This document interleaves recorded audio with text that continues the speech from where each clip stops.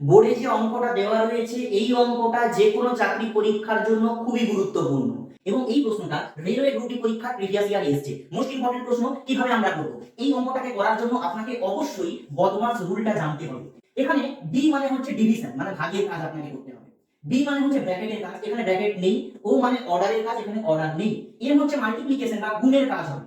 ঠিক আছে, এখানে আপনাদের সুবিধার্থে লিখে দিচ্ছি ভাগ, এটা গুণ, এটা হচ্ছে যোগের কাজ হবে, আর এটা হচ্ছে বিয়োগের কাজ হবে। তাহলে প্রথম কাজ আমার হবে ভাগের কাজ। তাহলে এখান থেকে ভাগ এখানে আছে, তাহলে কিভাবে 12 প্লাস 12 গুণিতক 12 মাইনাস এইটাকে 12 বাই 12 করলে কি হবে 1। ভাগের কাজ করে নিয়েছি, এবারে কি আছে ভাগের পরে আমাকে গুণের কাজ করতে হবে। তাহলে গুণের কাজটা করে নিই, 12 প্লাস এইটা গুণের কাজ আছে, তাহলে 12 ইনটু 12 হবে 144 মাইনাস 1 যেমন আছে তেমন থাকলো।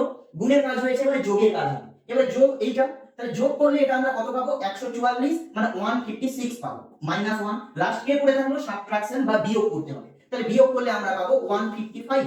এ অপশনটা সঠিক উত্তর। কিন্তু এই বদমাস রুল না জেনে যদি আপনি এটাকে করতে যান তাহলে উত্তর বিভিন্ন উত্তর আপনার আসবে, আপনাকে প্রত্যেকটাই ঠিক উত্তর বলে মনে হবে। তাই সঠিক নিয়মে করার জন্য বদমাস রুল জেনে রাখা খুবই গুরুত্বপূর্ণ।